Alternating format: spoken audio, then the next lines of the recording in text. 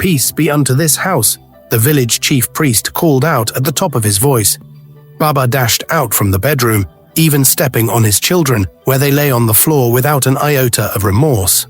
They all jumped up, rubbing their heads and bodies as a result of the pain.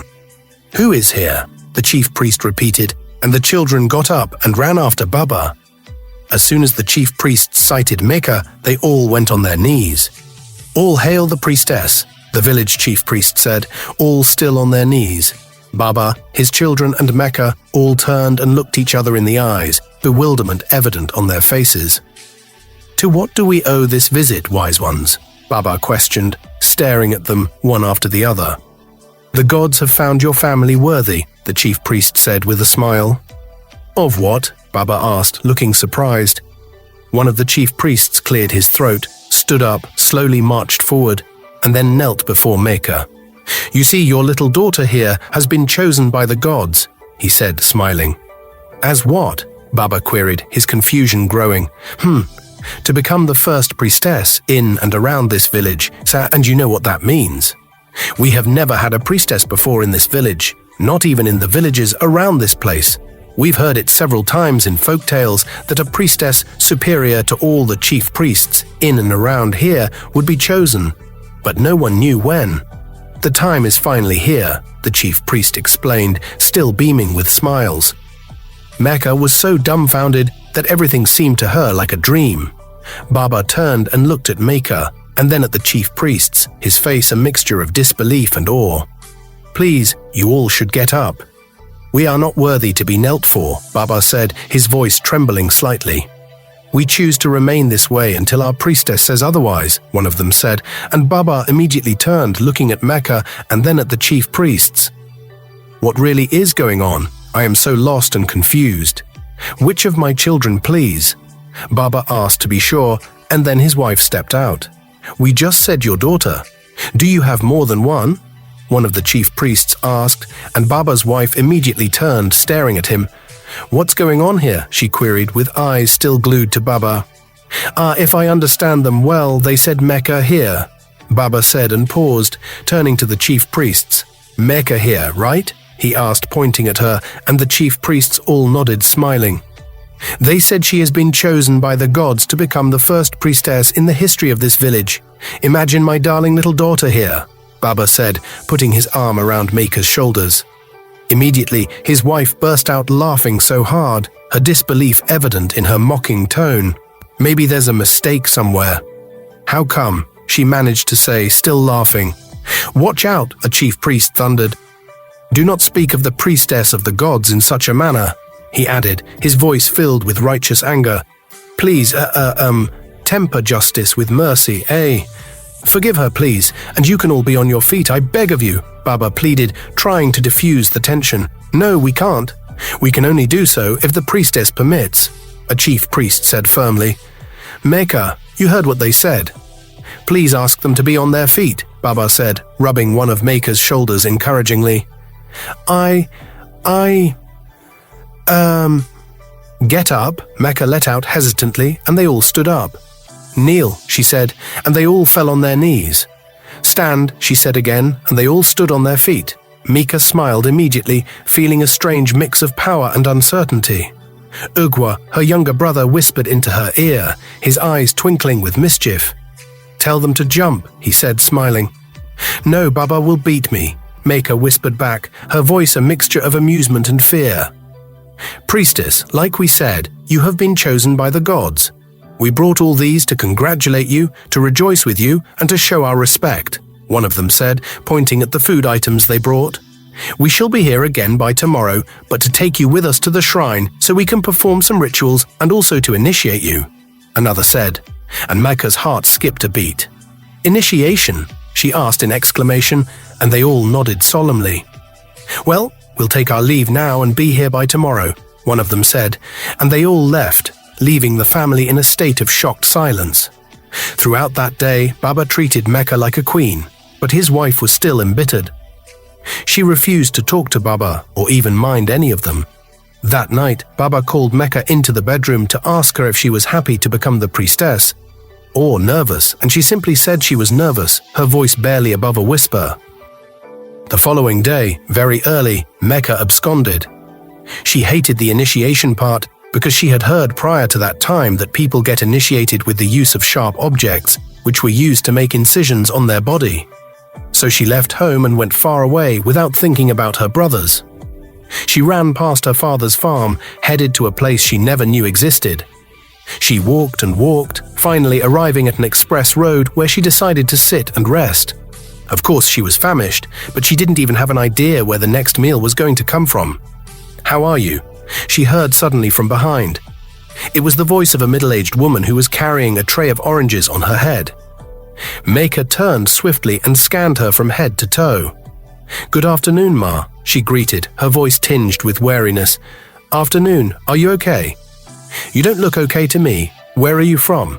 the woman asked, and Meka exhaled with her head bowed. "I'm not from this place, and yes, I'm not okay. I lost my mother some months ago and my father remarried almost immediately. He and his wife have been maltreating my two brothers and me, so I ran away from home," Meka said, looking away, her voice filled with sadness and a hint of bitterness. "Aya, so sorry about that, but don't you think your brothers may need you more now?" the woman queried, her voice filled with concern. Meka turned and looked at her, conflict evident in her eyes. "Yes, but I don't feel like going back home," she said, her voice barely above a whisper. "Okay, so where do you plan to go from here?" the woman asked gently. "I don't know. I'm just going to stay here and rest first, till I think of what to do," Meka replied, uncertainty clear in her voice. "Okay, you can come pass the night in my house if you don't mind. I live alone with my husband, who is a carpenter in the village," the woman offered kindly. "What about your children?" Meka asked with a stare. The woman exhaled and then bowed her head. "I have none," she said, a hint of sadness in her voice. "Okay, thank you, but I'm hungry. When do we go?" Meka asked, rubbing her stomach. "Oh, come on, get up, let's go," the woman said with a smile, and Meka got up and followed her, hope and wariness battling in her heart. The woman's house was also a room and a parlor, but her living room and bedroom floors were neatly covered with carpets of very beautiful designs. She made Meka sit on a couch, but the girl had to sit on the edge, as she hadn't sat on such before. Meka kept turning and looking around the living room, staring at the portraits of the woman and her husband hung on the wall. The woman walked in holding a bottle of already uncorked Fanta and dropped it on a stool beside the couch Meka sat on. "Come on, make yourself comfortable," she said, and Meka brightened up a bit. Meka was eyeing the drink, waiting for her to give a go-ahead. Her throat was already yearning for it, and the only time she had ever taken such a drink was when some bottles of drinks were shared among the children in church. But she had never drunk a whole bottle of Fanta before. Aside from that, she was famished. The woman started asking Meka questions about her family, but Meka wasn't even paying attention, nodding her head in affirmation to all her questions. The woman noticed how Meka was eyeing the drink and finally voiced out, "Have your drink." Meka smiled, quickly grabbed the bottle, and gulped the content down her throat like her life depended on it. "Easy, easy," the woman exclaimed, and Meka quickly dropped the bottle, totally forgetting that someone was beside her. When she stylishly checked if there was still much content in the bottle, it was almost empty. "Let me quickly make something for you to eat," the woman said, standing up. As soon as she left, Meka gulped the remaining content down her throat and dropped the bottle. Her husband later returned that night, and after his wife told him about Mecca, he gave her a warm welcome. That night, Mecca sat and watched how the man and his wife talked and played with each other, and she felt really bad because Baba never did such with Mama. Mecca was later given a mat to lay on in the living room. In the middle of the night, she felt someone's hands running up her thighs. She jerked up and saw the woman's husband already kneeling before her with a finger over his lips. There was a candlelight on a flat plate by the corner of the living room, so she saw him clearly. "Shh, I promise it won't hurt," he whispered, his voice sending chills down Mecca's spine. "Sir, what won't hurt?"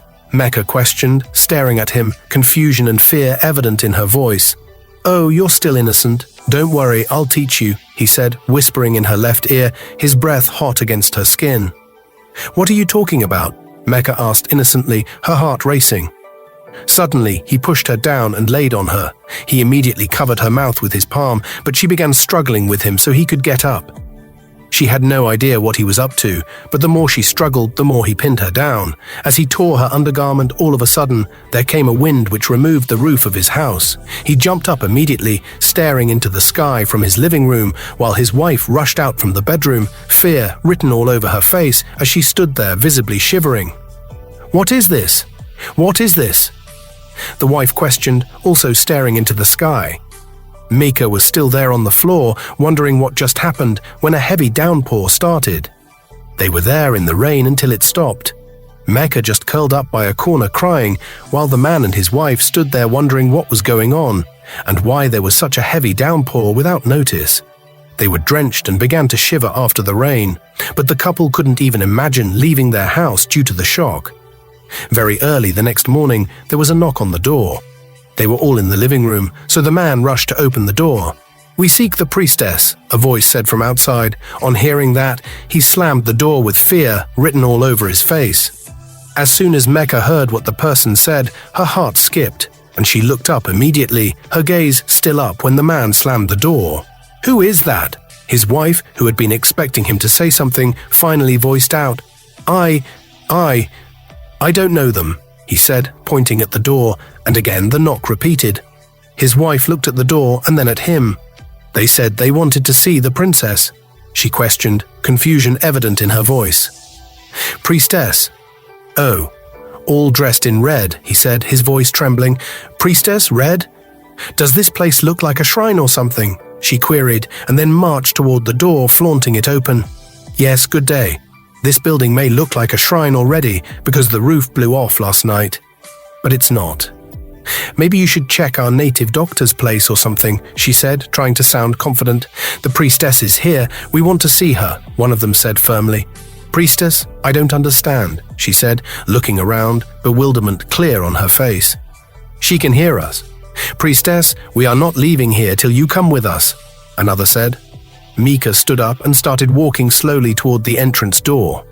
The man's jaw dropped as he stood there staring at her, wondering what she was up to, but he immediately shook his head in disbelief. "Won't you go back and sit down?" he said in whispers, but Meka ignored him and went to his wife. As soon as the men saw Meka, they fell on their knees without a word. The woman became stunned and immediately called on her husband to come see what she was seeing. The husband came, peeped, and on seeing the grown-up men on their knees at the sight of Meka, his jaw dropped again. "Who really are you?" he managed to ask, but Meka ignored him. "We wish to take you home," one of the men said reverently. The man's wife turned and started to stare at Meka. "Who are you?" she quizzed, her voice a mixture of awe and fear. "I'm so sorry I didn't tell you this part," Meka said slowly, walking out. "Please rise," she said to the men, and they all stood up. "Eh," the woman's husband immediately exclaimed with both arms folded. "Shall we?" one of the men asked, and Meka nodded her head with her head bowed. "You brought home a deity." "No wonder," Meka heard the man say to his wife, and one of the men quickly replied to him. "Next time, you would keep your third leg properly hidden in your trousers and not mess with the daughter of the gods." "What is he talking about?" his wife asked, staring at him in the eyes, but he stood there scratching his head and unable to utter a word. The men all turned and Meka was made to walk before them. They kept chanting what she didn't understand, and everyone they passed by turned to take a second look. Approaching the village, Meka started to hear music sounds coming from afar and began to wonder what the event was all about. Just a few minutes into the village, she saw some people gathered from afar, and on sighting them, they rushed to them and they all knelt before them, including her father and his new wife, though the latter wasn't wearing a nice look at all. Meka's siblings ran towards her and she quickly spread her arms, grinning from ear to ear. They hugged each other tightly, the joy of reunion evident in their embrace. "Where have you been?" Keturah asked innocently, his eyes wide with concern and relief. "I went somewhere not too far away," Meka replied with a smile, trying to reassure her younger siblings. "But Baba said you absconded and gave Ugwa and me the beating of our lives yesterday, saying that it was all our plan," Keturah said, as tears welled up in his eyes. "He did?" Mecca questioned, her voice filled with a mixture of surprise and anger. Keturah nodded solemnly. "Well, I'm here now, and I'll make sure he never tries that ever again," Mecca assured them, her voice firm with newfound authority. Both her brothers smiled, their faces lighting up with hope. Mecca noticed that they didn't even have shirts or slippers on, only shorts. Mama would never have allowed them to leave the house without their shirts or shoes when she was still alive. Seeing them like this only reminded Meka of Mama and opened her eyes to what her siblings must have gone through in the hands of Baba and his wife if she hadn't returned. The atmosphere was still filled with excitement. They stood there watching both the young and old dancing to the sound of the talking drum, and Mecca smiled, feeling a strange mix of emotions. She grabbed both of her brothers by their hands, and as they walked, the whole crowd assembled after them. They danced and cheered Mecca with their chants, creating a festive procession. "Mecca, the whole village has been talking about you. Does it mean that we will no longer pick fruits or do chores for people to feed?" Ugwa asked, hope shining in his eyes. Mecca smiled warmly at him. "Yes, that has come to an end. I will make sure that you both are well taken care of, and will also start feeding well henceforth. You are now interested in being a priestess?" Keturah asked with curiosity. Mecca nodded, realizing that her initial reluctance had been replaced by a sense of responsibility towards her siblings and her village. They both screamed and started to dance, their joy infectious. The thing was, Mecca didn't even know how it happened, but she started talking and already behaving like an adult. Everyone who passed her would come bow before her and then go behind to join the cheering crowd. Baba came and started to dance before Meka, smiling from ear to ear. Then he paused, walked up to her and placed his hand around her shoulders, but she shoved it off. He did it again, but she repeated the same action. "I have been searching for you. Where did you go to?" He quizzed in whispers, his voice a mixture of concern and reproach. It's none of your business," Meka said, looking away, her voice cold. Baba turned all of a sudden and stared at both her siblings. "What are you two doing here looking this dirty? Come on, get lost. When they are through with the event, you can then be with your sister. You both look too dirty to be here. Now leave this minute, run straight home," he raged, his face contorted with anger. Mecca's brothers almost withdrew their hands from hers to leave, but she quickly grabbed them firmly and she stared at Baba in the eyes, her gaze unflinching. "You see these two? They are the only family I have left. If there's anyone who should get lost, it's you," she said as they marched on. Baba's jaw dropped in awe and he paused all of a sudden. He was still standing there when people danced past him, leaving him behind in a cloud of dust and celebration. Mecca was later taken to the shrine, and what she feared most, the initiation, took place. A new razor was used to make incisions on her body, and she was given 2 pieces of white cloth. One was tied around her chest, while the other was around her waist. Then the village chief priest handed her a long staff and told her to make her first wish. Of course, Mecca's first wish would be to bring Mama back. Her heart raced as she prepared to voice her deepest desire. "May we know your first wish?" asked the chief priest, who was already seated on a mat before her, his eyes expectant. Mecca looked around. The villagers were all there with eyes fixed on her, eager to hear whatever she had to say. She exhaled and then looked at the chief priest, her voice steady as she spoke. "I wish to have my mother back." As soon as the people heard what she voiced out, they turned to each other and started to speak in murmurs. A mix of surprise and uncertainty filling the air. The chief priest, whose head was initially bowed, looked up suddenly on hearing what Mecca said. "Priestess, what you seek is quite difficult," he said, his voice heavy with concern. "Why?" Mecca asked, her determination unwavering. He bowed his head, sighed, and then raised his head to look at her. "You see, whosoever has had an encounter with the goddess can never be brought back to life by a mere human," he revealed, his words carrying the weight of ancient wisdom. "No, that can't be possible. You asked me to make a wish, and that I have done. And that is the only thing I wish for," Mecca insisted, her voice a mixture of desperation and defiance. "I don't think that will be possible, except I consult the gods," he said, his tone softening at the sight of her distress.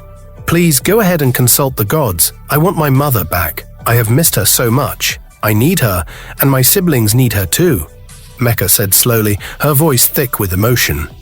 The chief priest looked at her with sympathy. "This thing you wish for is very difficult and has never been done in the history of this village. But just because you're a priestess, and I too might need your help someday, that's the reason why I'm doing this." On hearing that, Mecca let out a broad smile which revealed her set of teeth, hope blooming in her heart once more.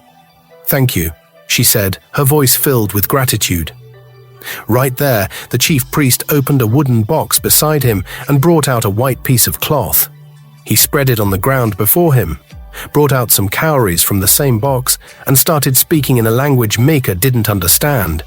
He performed this ritual for a few seconds, and when he was done, he sighed and raised his head to look at Meka. "I don't even know how to put this to you," he said, his voice heavy with uncertainty. "I don't understand." "Just go ahead and tell me anything," Mecca urged, her heart racing with anticipation. The villagers all stood still at this point, eager to hear whatever the chief priest had to say. "The gods spoke. Yes, they did," he said, nodding his head while packing his cowries from the ground.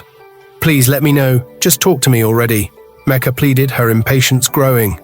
The chief priest took a deep breath before speaking. "Except you're ready to let go of the priestess title. It's coming from the gods, not from me," he said, and immediately the villagers screamed in shock and disbelief. "Oh, the title has to go for my mother to return, right?" Meka quizzed, and he nodded solemnly. Meka moved closer to him and then stretched forth the staff she was given. He was reluctant, his eyes glued to her, disbelief evident on his face. "Priestess, don't you think you're making a very big mistake?" he questioned, but Meka shook her head firmly. "I can do anything to have my mother back," she said, dropping the staff. Again, the waiting crowd screamed, a mixture of awe and concern in their voices. "What else do I need to do to show you that I am no longer interested in being a priestess?" Meka asked, her voice steady with determination. The chief priest looked at her with a mix of admiration and concern. "You'll need to be bathed so the incisions on you can lose their potency. And then wait till after 3 days, your mother will be back," he explained. Meka was bathed as instructed. After they did what they had to do, she went to her brothers in the crowd and took them by the hand. "Let's go home," she whispered to them, a small smile on her face. Right there, some people started to mock her, while some commended her bravery and wisdom, but Meka ignored them. She and her brothers left for home, their heads held high despite the mixed reactions around them. "Meka, wait, does it mean that we are going to see Mama again?" Ugwa quizzed on their way home, hope shining in his eyes. "Yes," Meka said, and they gave this smile that melted her heart. "Meka, thank you," Keturah said, giving her a hug, and they all embraced each other, their love and hope palpable in the moment. "But before we go home, let's go and see Mama," Meka suggested, a hint of sadness in her voice. They talked and even chatted with Mama's statue for a while, telling her how they couldn't wait to have her back. After about 2 hours, they returned home, their hearts lighter with anticipation. As soon as they entered the house, Baba and his wife started laughing so hard at the sight of Meka. "1 second, priestess," said Baba's wife, and burst into another round of laughter, but Meka ignored her. She and her siblings sat on the floor of the living room, their faces set with determination. Baba's face contorted with anger as he spat out his words. "You see how senseless you are. You wish to bring your wretched mother back, the one who has nothing to offer? Look what you've done to yourself. You were given power and riches on a platter of gold, but what did you do with it? I'm just ashamed of you all." He then spat on Meka, his disgust evident. "Don't talk or spit on her like that," Ugwa warned, his young voice filled with unexpected courage. Baba came closer and landed a slap on Ugwa's face, the sound echoing in the small room. That night, Baba pushed them out and they slept in the corridor, huddled together for warmth and comfort. On the second night, they couldn't even sleep a wink. They couldn't just wait to have Mama back.